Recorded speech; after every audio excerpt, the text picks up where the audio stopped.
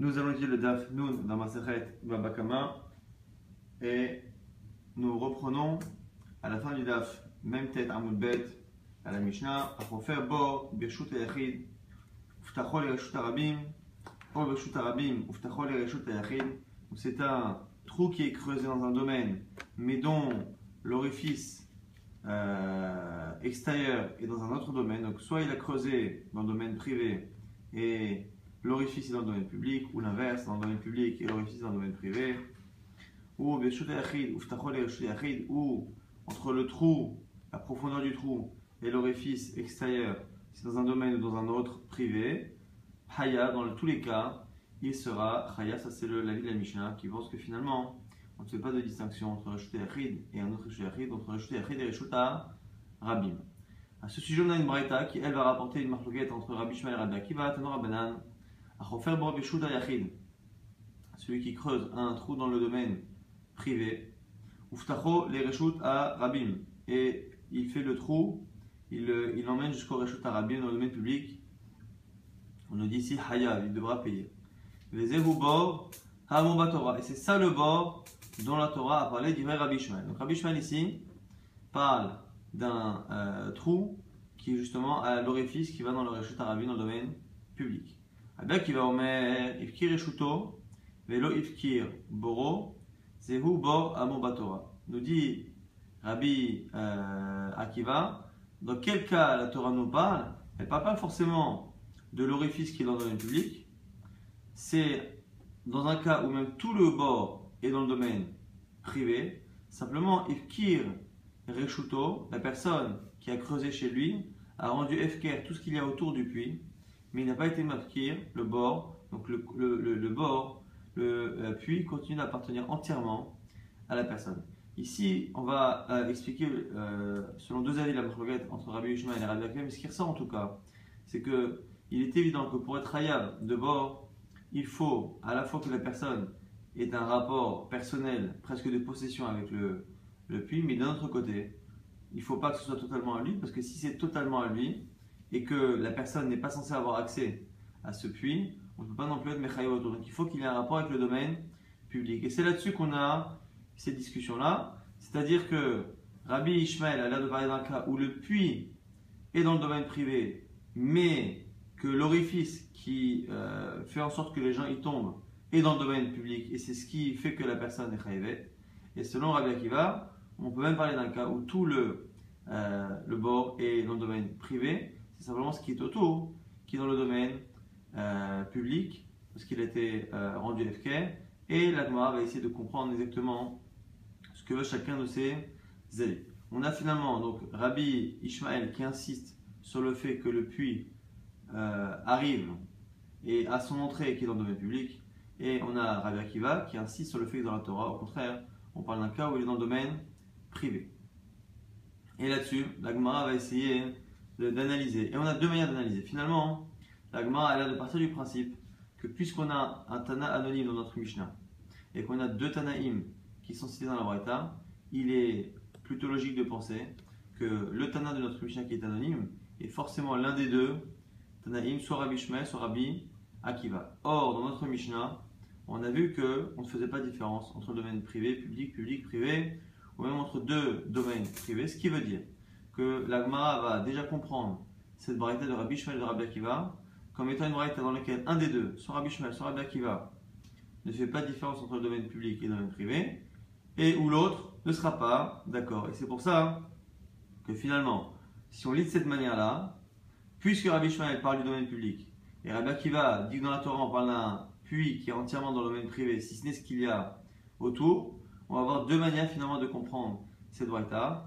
Soit si on pense que c'est Rabbi Ishmael qui ne fait pas de différence entre le public et le privé, c'est pour ça qu'il a parlé de public, et vient dire Rabbi Akiva et dire que non, c'est que dans le domaine privé, ou l'inverse.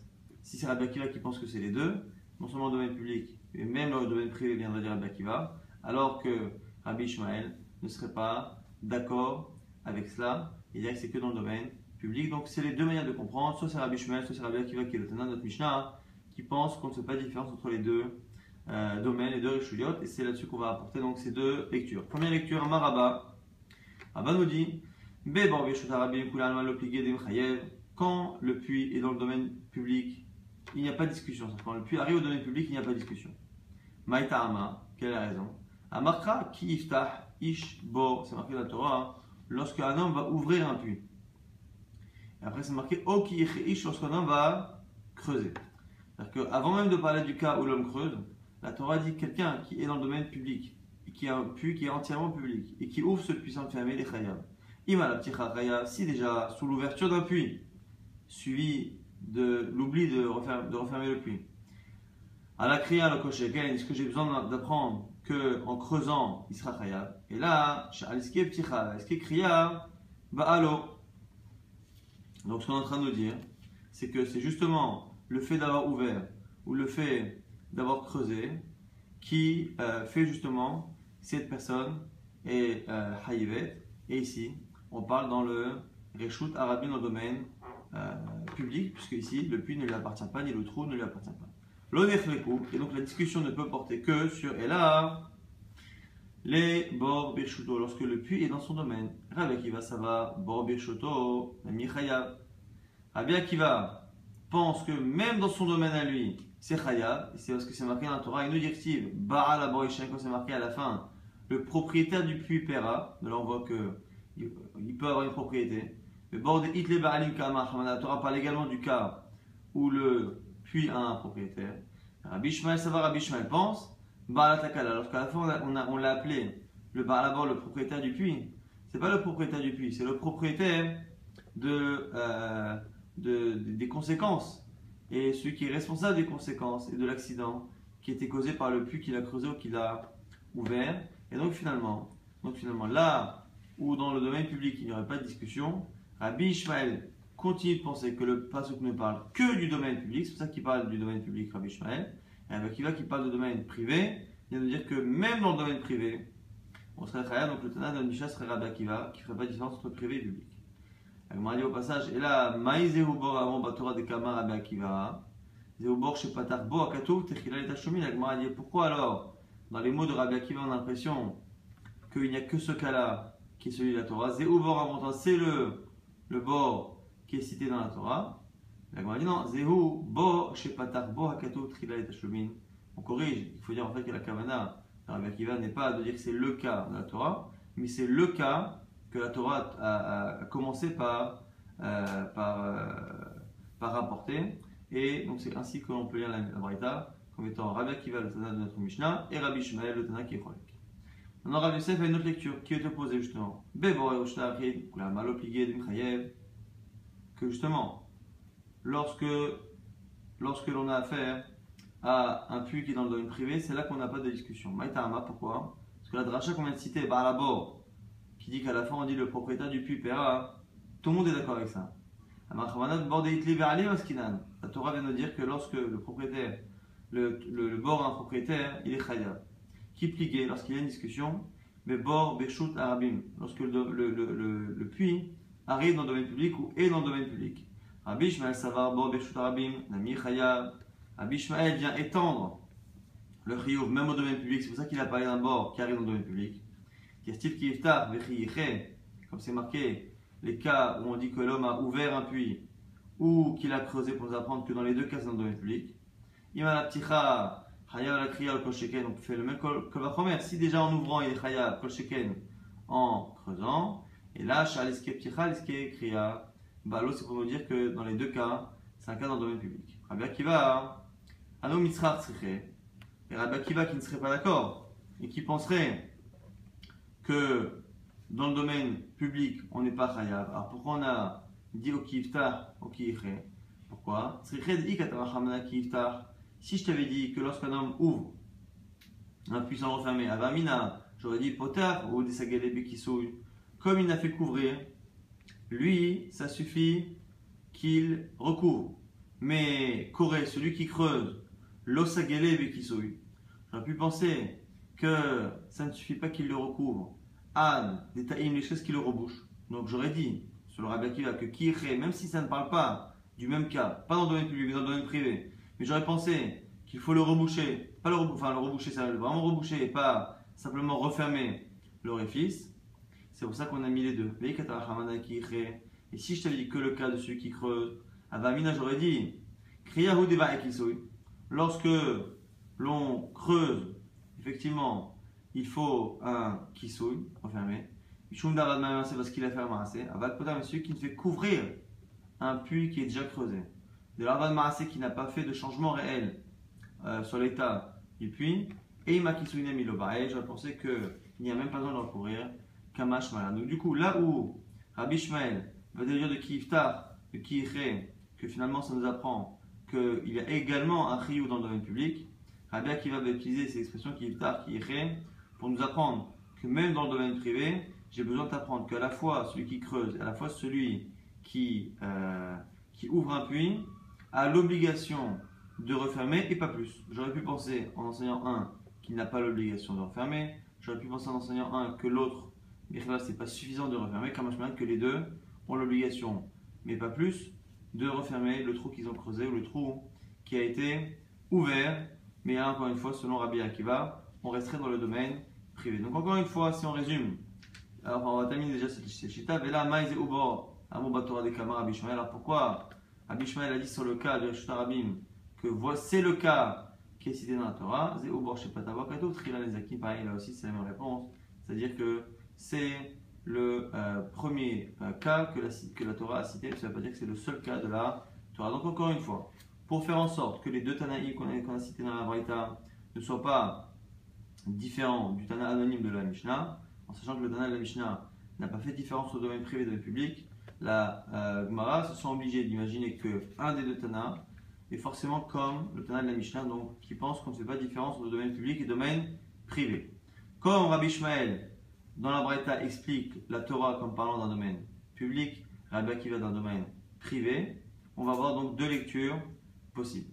Soit on dit que tout le monde est d'accord dans le domaine public, tout le monde est d'accord dans le domaine public que c'est Chayav à cause de Kivtar et de Kiyechet. Donc comme tout le monde est d'accord dans le domaine public qu'il est Chayav, la question c'est est-ce que dans le domaine privé également ou pas. Rabbi Ishmael qui parle du domaine public, c'est pour dire que ça se restreint au domaine public. Rabbi Akiva vient étendre ça au domaine privé, et donc Rabbi Akiva serait Tana la Mishnah, ou l'inverse, tout le monde est d'accord dans le domaine privé, et donc Rabbi Akiva qui vient dire que la Torah parle du domaine privé, elle ne parle que du domaine privé.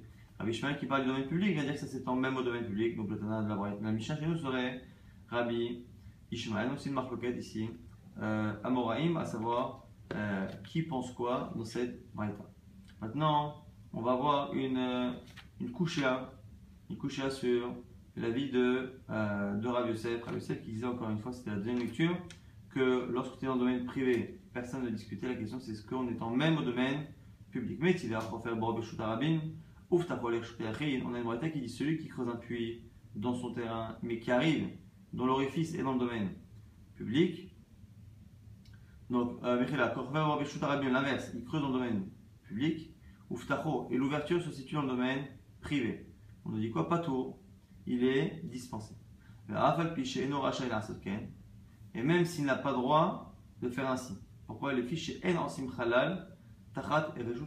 car on ne fait pas de trou sous le domaine public.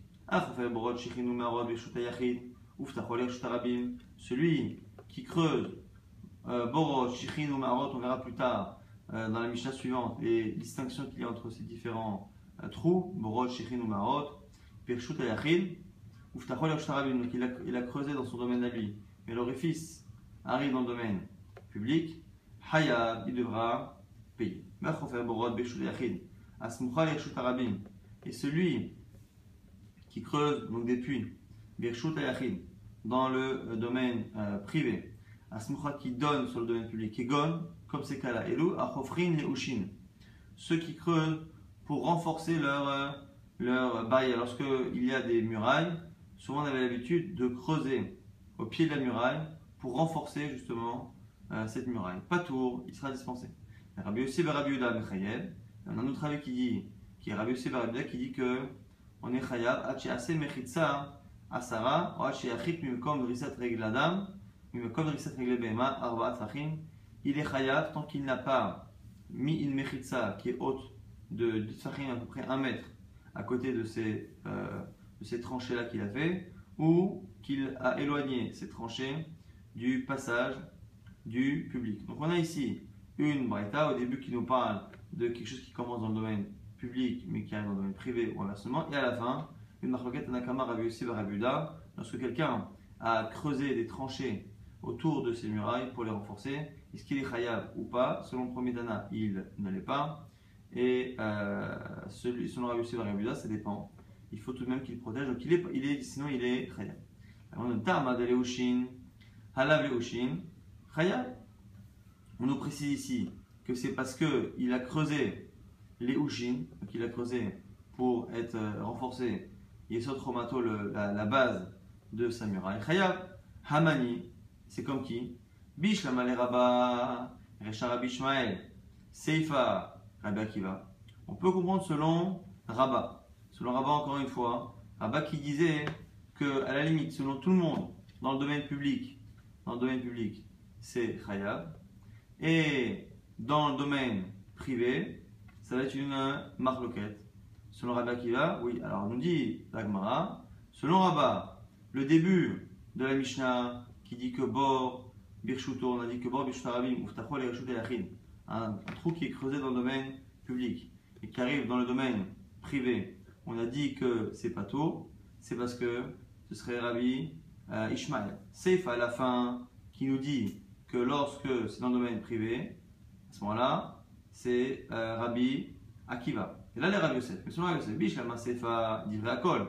Et la Recha Mani, le Rabbi Ishmael, le Rabbi Akiva. La Gemara nous dit que l'on a un problème avec la lecture de Rabbi Yosef. Selon Rabbi Yosef, encore une fois, selon tout le monde dans le domaine privé, on n'a pas de problème. Donc, Bish la Rabbi Yosef, Sefa divrei Akol. Parce qu'à la fin, on nous dit que dans le domaine privé, c'est Chaya, c'est divrei Akol. Et la Recha met le début. Mani, lo Rabbi Ishmael, velo Rabbi Akiva. Puisqu'au début, on nous dit que le puits qui est creusé dans le domaine public, Uftachol et Reshut Yachin, et qui arrive dans le Reshut Yachin, on dit qu'il est pato. Ça, c'est un problème parce que avait dit Rabbi Yosef que le domaine privé, il n'y a même pas de discussion, selon tout le monde, c'est Chayav. Et puisqu'ici, on voit que dans la Braïta, c'est pato, ça correspond ni à Rabbi Ishmael, ni à Rabbi Akiva. On va dire Malecha.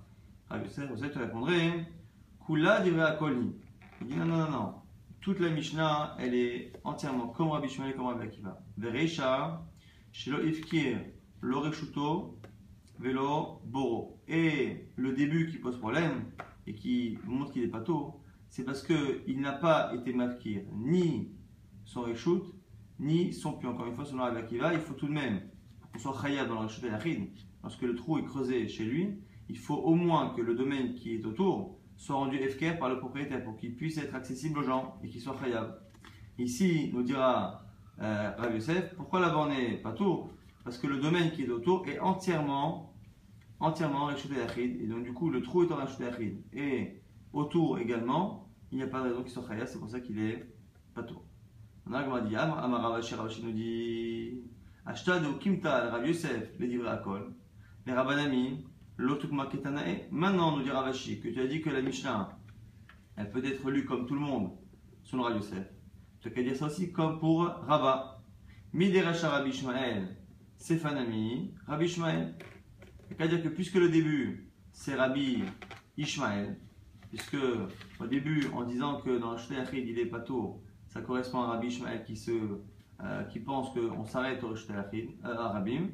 Donc Sefanami, Rabbi Ishmael, la fin, ce serait Rabbi Ishmael. Mais ta madeloshin, la leoshin chayav, kegon de arvach arbuche, les reshut, arabim. Donc, et ici, pourquoi finalement, dans le Danika, quand on a dit que lorsqu'il a creusé des murailles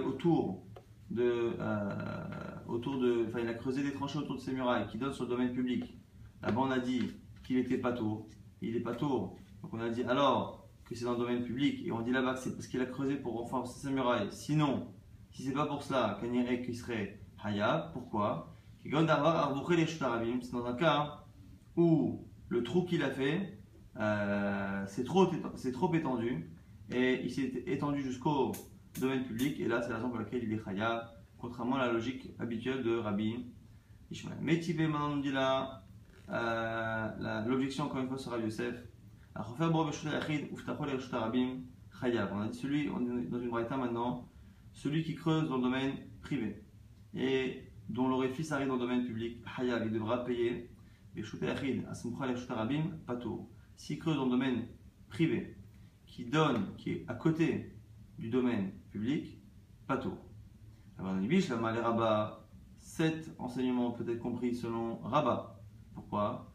Parce que c'est Rabbi Shmuel Kula, Rabbi Shmuel, encore une fois selon Rabbah, on est en train de nous dire quoi? Que Rabbi Shmuel pense que dans le Reshut à Rabbim, dans le domaine public, on est Hayab. Maintenant, il a l'air Rabbi Yosef. Rabbi Yosef qui pense que dans le domaine privé, tout le monde est d'accord que c'est Hayab. La question c'est est-ce que même dans le domaine public, il a l'air Rabbi Yosef. Bishlamar et Rabbi Shmuel, le début qui dit qu'on est Hayab dans le domaine public, c'est Rabbi Shmuel qui pense les deux. Et là, c'est la fin d'année. Le Rabbi Akiva, Rabbi Shmuel, le Rabbi Akiva, à la fin, ne peut être que ni comme l'un ni comme l'autre, puisque à la fin, on nous dit quoi? On nous dit que si c'est dans le domaine privé, c'est pas tout. Or, Rabbi Yosef pense, dans le domaine privé, tout le monde pense que c'est Hayab. Amalecha bechofer leushin, vedira kol agmara nous dit pourquoi? C'est un cas où il est chofer leushin, il creuse pour renforcer sa muraille, et là, il y a un tour, on a dit encore une fois, que dans ce cas-là, lorsqu'il creuse pour renforcer ses murailles, il est pato. Tanora Banan Nouvelle Braïta, Chafar ou Patar, ou Massa la Rabim, celui qui creuse un puits, et donc il creuse dans le domaine public cette fois, et il dit à tout le monde voilà, j'ai creusé un puits dans le domaine public, et il est disponible pour vous, débrouillez-vous, pato. Il ne paiera pas les conséquences de ce puits. Hafar ou Patar, Massa la Rabim, dans le cas où par contre il a creusé, il a ouvert un puits et il ne l'a pas légué au public, Hayab, il sera responsable parce qu'il n'a pas prévenu les gens. On voit que Nechonia, Chofer Borot, Nechonia qui est un tzaddik qui avait l'habitude de creuser des puits sur la route de Jérusalem pour que les gens qui aillent faire la mitzvah de pèleriner puissent avoir accès à l'eau. Et qui lui, qu'est-ce qu'il faisait? Il creusait et encore une fois, il faisait à chaque fois des annonces pour léguer ses puits au public. Lorsque les Chachamim ont entendu cela, ils ont dit qui emze al-chazo. Celui-ci, donc Nechonia, a accompli cette halakha, donc on vient de citer, qu'il faut justement le dire de manière publique. La Gemara dit attends, pourquoi on a dit qu'il a accompli cette halakha? On a dit qu'il n'a jamais fait d'autre halakha de sa vie. Al-chazo betulo, parce qu'il n'a fait que cette halakha. Et la ima af al-chazo. Non, il faut dire qu'il a fait même cette halakha qui est un peu moins connue, mais en tout cas il l'a appliquée comme il faut. Nouvelle Braïta Tanora Banama Sebebito chez Nechonia Chofer Shechin. C'est l'histoire de la fille de ce Nechonia Chofer Shechin qui creusait des trous donc pour donner de l'eau en Regalim. Chez Nafla les Borgadol, elle est tombée dans un grand puits. Va Oveodiao et Rabbi Chania Ben Dossa. Ils sont venus voir Rabbi Chania Ben Dossa qui était habitué à faire des miracles avec cette filote. Et ils lui ont dit une première fois Shalom. Il leur a dit ça ira bien, qu'elle soit en paix. Shniama, Shalom, la seconde fois, il a dit la même chose. La troisième fois, il a dit Amalahem, Alata, elle est déjà remontée du puits. Alors qu'il n'était pas présent, il était à distance. Amroula, et quand ils sont revenus, effectivement, elle était remontée. Elle lui a dit Mais Elar, qui t'a remonté? Amroula, elle a dit Lahem, Zachar, Shel Al-Hilin, Nizdamenni, Vezaken Echal Manigo. Je suis tombé sur un bouc qui est venu s'approcher du puits avec son maître et qui m'a vu, qui m'a entendu, qui m'a fait remonter. Amroula, ils lui ont dit à ce moment-là, Rabbi Chania Ben Dossa, Navi Ata, est-ce que tu es prophète? Pour savoir à distance qu'elle était sauvée. Amalem leur a dit Lo Navi Anochi, non, je ne suis pas prophète. Velo Ben Navi Anochi, je ne suis pas le fils d'un prophète, je ne suis pas un apprenti prophète plutôt. Et la Kacha Marti, mais simplement j'ai raisonné. Comme ça j'ai dit en tout cas.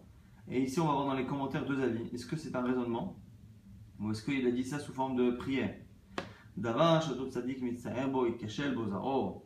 Est-ce que c'est possible que l'objet, le type d'objet pour lequel cet homme-là se fatigue toute sa vie pour faire des mitzvot et proposer aux gens de l'eau pour aller à Jérusalem, est-ce que c'est possible que ce même type d'objet, donc ces puits, fasse en sorte que sa fille meure?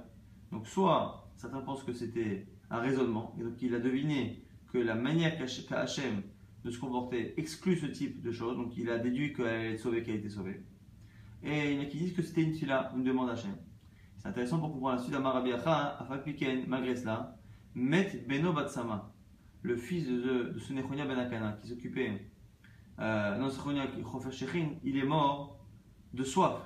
Et donc apparemment, d'une mort qui aurait dû être exclue du fait justement que son père soit occupé de cela. Donc il y a deux avis là. Il y en a qui disent que justement, comme c'est la tfila de Rabbi Chania ben Dossa qui a fait que, et qu'au moment où le fils de Nechonia est mort, Rabbi Chania n'était plus de ce monde, c'est la raison pour laquelle son fils a pu mourir, puisque ce n'était qu'une demande faite ainsi.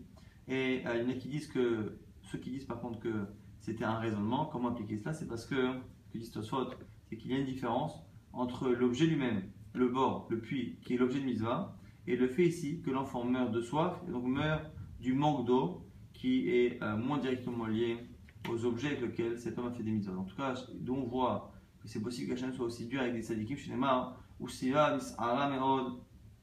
Mais la mène, on apprend de ce passage dans Tehillim, qu'autour, c'est toujours quelque chose de très compliqué comme une tempête. Mais la mèche, Akadosh Baruch Hu, medakdek im siva, afilou kahot as-sa'ara, là-bas le jour mis'ara, que comme un se'ar, comme un cheveu, que finalement, Akadosh Baruch Hu, avec ses proches, ceux qui sont autour, il se comporte avec eux, mis'ara comme un se'ar.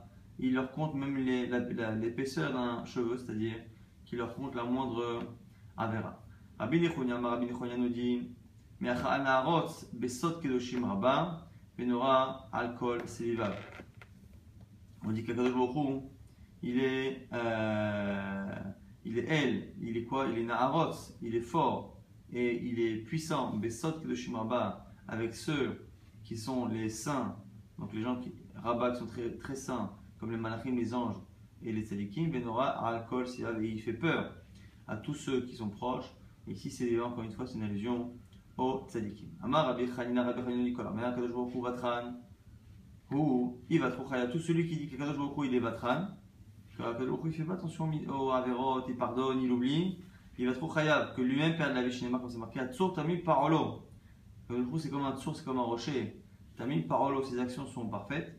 Qui chol deracha mishpat, car tous ses chemins sont justice. Et le fait de ne pas punir quelqu'un qui a fait une faute est un manque de justice.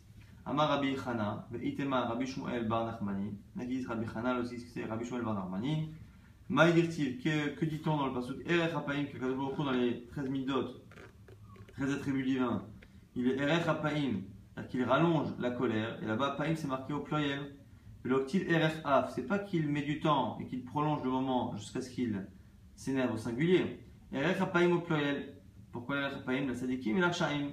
Pour parler de la colère vers les tzadikim, la colère pour les rechaim, que dans les deux cas, il est ma'arich hapo, il repousse le moment où il va appliquer la sanction. Tanura banan, c'est marqué dans la Braïta, lo yisakel adam mirshuto, mirshut arabim. Un homme ne doit pas déplacer ses pierres de son domaine à lui au domaine public. Parce que banam echad shayam yisakel mirshuto mirshut arabim, et c'est l'histoire d'un homme qui a malheureusement fait cela, donc il a pris ses pierres de chez lui, les a mis dans le domaine public, qui peuvent provoquer donc des chutes. Il y a un chassid qu'il a trouvé à Marlo, il lui a dit Reka. Il l'a traité de quelqu'un qui n'avait pas de bonne manière.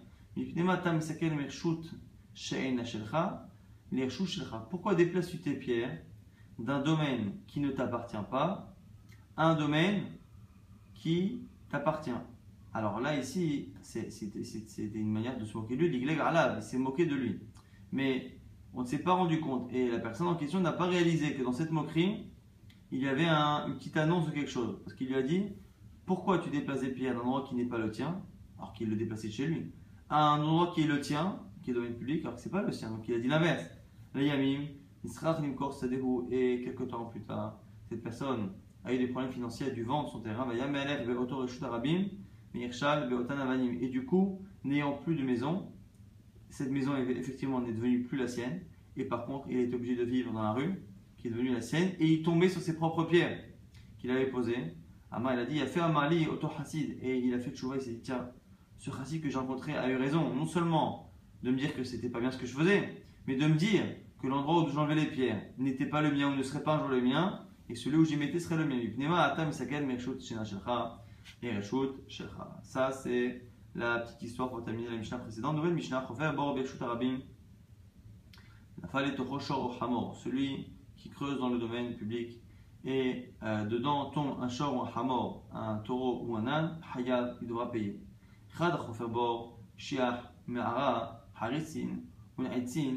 Et quel que soit le type de puits.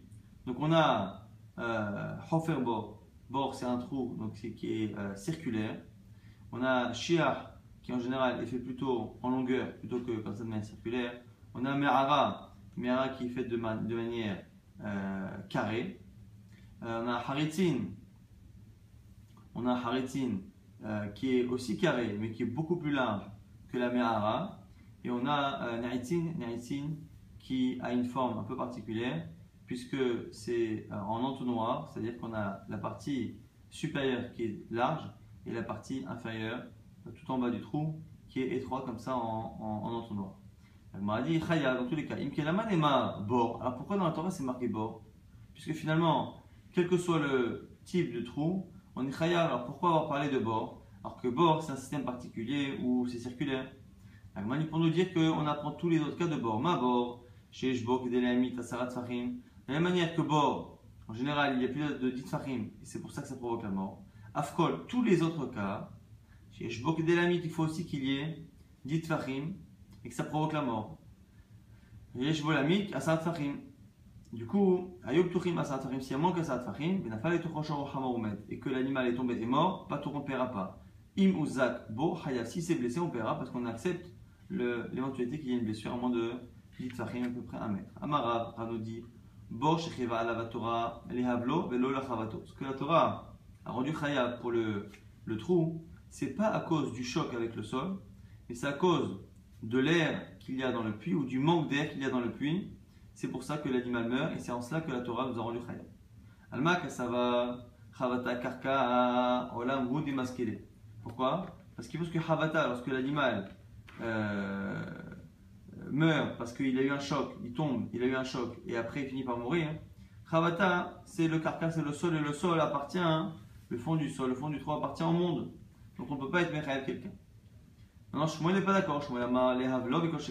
Non seulement la Torah rend Chayav à cause de l'air ou du manque d'air qu'il y a dans le trou, mais a fortiori sur Havata, sur le choc qu'il y a. Même Thomas, si tu me dis la Havata, Amra Torah, Velo Lavalo, si tu me dis que tu n'es pas d'accord, tu veux dire comme Rav. La Torah Eda Alabo, Filum Ales Fogin Shatseme. La Torah ayant précisé qu'on est Chayav sur un puits, et n'ayant pas précisé lequel, on peut même imaginer que c'est un puits dans le fond rempli de coton ou de tissu comme ça qui est mou, de telle sorte à ce que le choc soit amorti.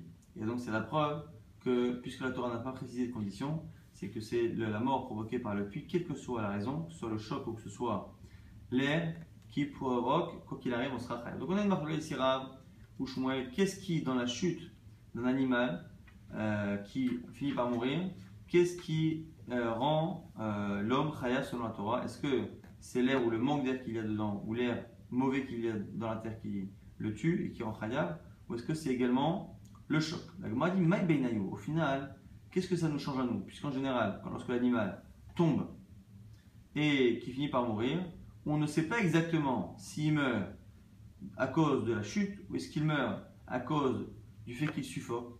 Et on ne sait pas et on ne le saura pas finalement. Et donc du coup, puisque lorsque l'animal tombe dans un trou et qu'il meurt, on va dire qu'il est chayav, mais on ne saura pas si c'est l'un ou l'autre. Mais Benaïk ça change. Et Ka Benaïk dit la Gemara, des avad gova, dans le cas où au lieu de faire un trou, on fait un monticule.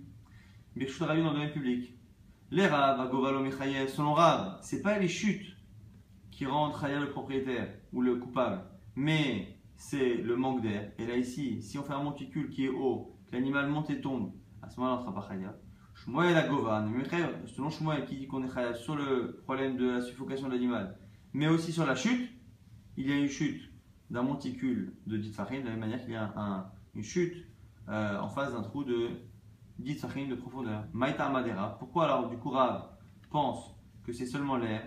Parce que là-bas c'est marqué Venafal Shamachar Hamor, ceux qui creusent, qui ouvrent, et là-bas il tombe un animal. Le fait qu'on parle là-bas de tomber sous-entend que c'est que lorsqu'on va dans un trou qu'on est chayav et pas lorsqu'on est dans un monticule. Hachi Paul Bedayan Efila. Il n'a pas là-bas, ça sous-entend que c'est vers le bas et donc il n'y a qu'un trou. Et donc c'est quoi ce qu'il y a typiquement dans un trou qu'il n'y a pas dans une montagne, dans une petite monticule? C'est justement le problème d'air. L'Ishmuel Venafal, Kol Deu Mashma, et selon Shmuel, il dit non, Venafal tomber, c'est tomber d'une hauteur. Donc soit tomber du niveau du sol vers un trou, soit de tomber d'un monticule vers le niveau du sol. Maintenant, on va nous rapporter une Mishnah qui va poser problème justement à Rav. Rav a dit que c'est que le problème de suffocation qui rend chayav l'homme, mais pas la chute. La nous dit dans la Mishnah, c'est marqué Imken Lama Neymar Bor. On a dit pourquoi c'est marqué Bor dans la Torah. Ma Bor Sheish Bo Kedelamit, Af Asarat Fachim, Af Kol Sheish Bo Kedelamit. De la même manière que le puits, c'est 10 Fachim de profondeur, pareil, pour tout le reste, il faut 10 Fachim. Alors, Bishama et Shmuel, Af Kol Leatu Yegova. Selon Shmuel, qui dit qu'on est chayav sur un trou ou sur un monticule, je comprends. Qu'est-ce qu'on apprend de Bor? C'est que non seulement une profondeur de 10 Fachim, quand chayav, mais même une hauteur de 10 Fachim pour un monticule, c'est chayav. Et là, les Rav, Afkol la Touyemai. Mais selon Rav, puisqu'il n'y a que un cas d'un trou qui peut rendre chayav, c'est quoi Afkol? Qu'est-ce qu'on vient apprendre d'ailleurs? On a dit la Touye, Charetzin ou Nia'itzin. C'est pour nous apprendre les autres trous. On a dit Charetzin, Nia'itzin en fonction des formes, des trous carrés, longueur, large ou pas large. C'est dans ces cas-là qu'on apprend que même là-bas, c'est 10 Fachim. Maintenant, on a dit Charetzin ou Nia'itzin, Beida Katanelehu. Mais attends, Charetzin ou Nia'itzin, c'est déjà marqué dans la Mishnah. Tu as raison. Tana ve Adam et Faresh. Même si on a cité au début de la Mishnah, Borot, Charetzin, Nia'itzin, Vechoulé, on n'a pas expliqué d'où on savait que c'était chayav. On n'a pas expliqué. Et donc au début, on dit la lacha. Et après, quand on va apprendre d'où on sait que Charetzin, Nia'itzin et Sheach, Vechoulé sont chayav, on l'apprend justement du fait qu'on est marqué Bor à 10 Fachim et que finalement, Bor, en parlant de Bor de 10 Fachim, c'est de nous apprendre que finalement tout ce qui est 10 Fachim, même Charetzin, même Nia'itzin, même Sheach, rend chayav. Donc Tana Adam ou Faresh, le Tana a donné la lacha et après on a expliqué la source.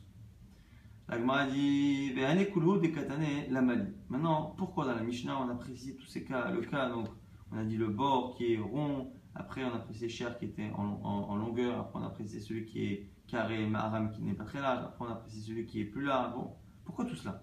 La mali, tzricha, la Gemara dit on avait besoin de chacun. Pourquoi? Les itana bord, si j'ai enseigné le premier bord qui est rond, j'aurais dit bord asara, ou des behavla, mishum, des ktinu kricha. Peut-être que le problème du manque d'air ou de l'air mauvais qu'il y a existe dans bord parce qu'il est rond, il est assez étroit. Aval shiach, mais shiach qui est plus long, mais arir. Eima ba'asara lit behavla. J'aurais pensé qu'à 10 farim de profondeur, il n'y a pas de problème d'air.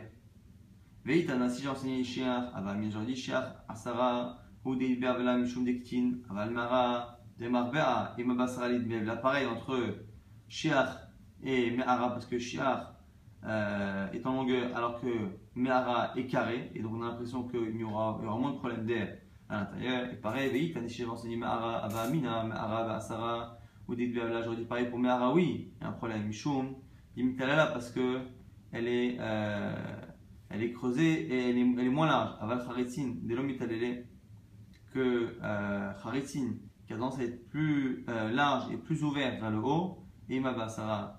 Idbavala, veitana charetzin avamina, charetzin asara hude idbavala, mishum delid veo revecha, miliael, tfe mitata. Et j'aurais dit que si j'avais enseigné l'avant-dernier cas, que parce que là-bas c'est une forme rectangulaire ou carrée, mais que dans le dernier cas, où c'est en forme d'entonnoir, et donc dans le bas, il y a finalement une superficie qui est étroite et qui s'ouvre beaucoup vers le haut, comme un entonnoir qui s'écarte comme ça, à ce moment j'aurais pensé que là-bas il n'y a pas de problème. Où le haut est plus large qu'en bas, j'aurais pensé Masara et Lidbeu. Là j'aurais dit qu'à dit Fahim il n'y a pas de Heve, Kamashmat. C'est pour ça qu'on a enseigné que on avait dans tous ces cas de la Mishnah qu'on apprend que les 10 Fahim, qui sont Mechavim pour le Hevel, sont valables pour tous les cas de la Mishnah, malgré le fait que les formes, les largeurs soient totalement différentes. Maintenant, on reprend la Mishnah Nan Hayub Tuchim Asarat Fachim. Lorsque les trous sont moins qu'Asarat Fachim, et que l'animal en meurt, pas tour, n'est pas tour. Veim Uzak Bossil et se blesse, Chayav.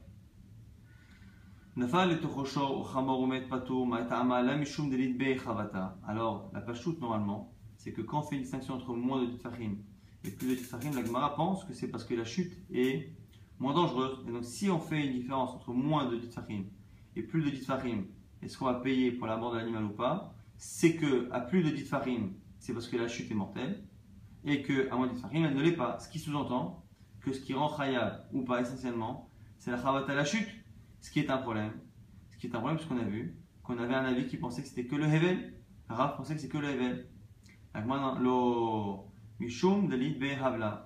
On continue de penser sur le Rav ici, que c'est un problème d'air et qu'à moins de petites farines, on n'a pas de problème d'air à l'intérieur. On dit Achi Imuzakbo Hayab Ha Lit Be Havla. Alors explique-moi du coup, pourquoi dans la Mishnah on a dit qu'à moins de 10 farines, on ne paye pas la mort, mais on paye la blessure. Alors si il n'y a pas de problème d'air à l'intérieur, il ne doit pas y avoir de blessure. Soit il meurt pas. La non, c'est pas vrai. Même au niveau de l'air, Amré, et il avla lemita, yesh avla linzakin. Il y a parfois un problème d'air ou de gaz dans les trous qui font que la personne, l'animal ne meurt pas, mais est blessé. Donc ce qu'on apprend ici, c'est que selon Rav, on peut très bien imaginer que tout le problème est un problème de Hevel, un problème d'air, et simplement à plus de 10 cm de profondeur, ça provoque la mort, et donc on est responsable s'il y a eu mort, et à moins de 10 cm, ça ne peut pas normalement tuer, et à la limite, ça peut éventuellement blesser la personne parce que justement elle a mal respiré, mais ça ne devrait pas la tuer, c'est pour ça qu'on paiera pour d'éventuelles blessures, mais on ne paiera pas pour la mort qui s'est ensuite de ça. Ça, on va rapidement maintenant résumer ce qu'on a vu. On a vu qu'on avait un Tana de la Mishnah qui pensait que le trou qui est fait par une personne, et que le trou est dans le domaine privé mais qui arrive dans le domaine public, est-ce que dans le domaine public on est Khayab ou pas? Dans la Mishnah, notre Tana pensait que dans les deux cas, domaine privé et domaine public, on était Khayab. Mais on a vu une marquette Rabbi Ishmael et Rabbi Akiva, et on a vu deux possibilités. Soit Rabbi Akiva, c'est lui qui pense que dans les deux cas on est Mechayev, et Rabbi Ishmael viendrait dire que c'est que dans le domaine public, donc tout le monde pense que dans le domaine public c'est Khayab, dans le domaine privé ce serait Marloquet, ou l'inverse. Dans le domaine privé, tout le monde est d'accord que ça c'est Khayab. La question c'est est-ce que même dans le domaine public ou pas? Rabbi Ishmael pense que dans les deux domaines, Rabbi Akiva penserait que dans le domaine privé. Ça c'est les deux lectures de Rava et de Rabbi Yosef sur notre Mishnah et sur la Marloquet qui est dans la Braïta entre Rabbi Ishmael et Rabbi Akiva. On a vu que celui qui creuse un puits qui est entièrement dans le domaine public pour se dédouaner, se dispenser de payer d'éventuels dédommagements pour des accidents, doit faire savoir au public que ce qu'il a creusé dans le domaine public appartient à tout le monde, et c'est ce que faisait Rabbi Nechounia Chover Sherin. Après, on a vu quelques enseignements de Moussa et d'Agada qui nous disent que Akadosh Baruch Hu est très difficile avec ses vivaves. C'est un Sahara, mais Akadosh Baruch Hu, il est très strict avec ses proches, et que plus on est sadique, plus on peut parfois avoir des punitions qui sont par rapport à des avérotes petites. On a vu qu'un homme n'a pas le droit normalement de sortir les pierres de chez lui, de les mettre dans le domaine public, de peur que ça puisse entraîner la chute de quelqu'un. Et on a vu que parfois ça peut même entraîner que lui-même se retrouve dans la situation opposée à l'extérieur et qu'il tombe sur ses propres pierres. On a vu une Mishnah qui disait finalement que quelle que soit la forme du trou, bord circulaire, ou que ce soit long, ou que ce soit carré avec plus ou moins une largeur différente, ou que ce soit même un qui est fait en forme d'entonnoir, quoi qu'il arrive on est Khayab, et quoi qu'il arrive on est Khayab au bout du profondeur de 10 Tfachim. On a vu une marquette intéressante sur Rav et Shmuel. Est-ce que la seule chose qui rendait Khayab, c'est le problème du manque d'air ou des gaz nocifs qu'il y a dans le trou, lorsque l'animal tombe, il reste et qu'il y meurt? Est-ce que selon Rav, il n'y a que ça qui rend Khayab, mais pas la chute en elle-même, puisque le sol n'appartient à personne, c'est la terre qui appartient à tout le monde et qui ne rend pas Khayab? Et où selon Shmuel, on a vu que c'était à la fois la chute et à la fois l'air qui pouvait rendre Khayab un homme. Nafkamina on a dit, si la personne au lieu de creuser a créé un monticule d'une hauteur qui fait que l'animal en y tombant meurt, puisque c'est la chute ici qui provoque la mort, selon Shmuel, on sera Khayab. Selon Rav, on ne le sera pas. Et on a vu qu'on pouvait lire la Mishnah à la fois selon Rav, à la fois selon Shmuel, malgré le fait qu'on a essayé d'objecter plusieurs fois à Rav. On a vu clairement que dans les deux cas, on pouvait lire la Mishnah selon Rav et selon Shmuel.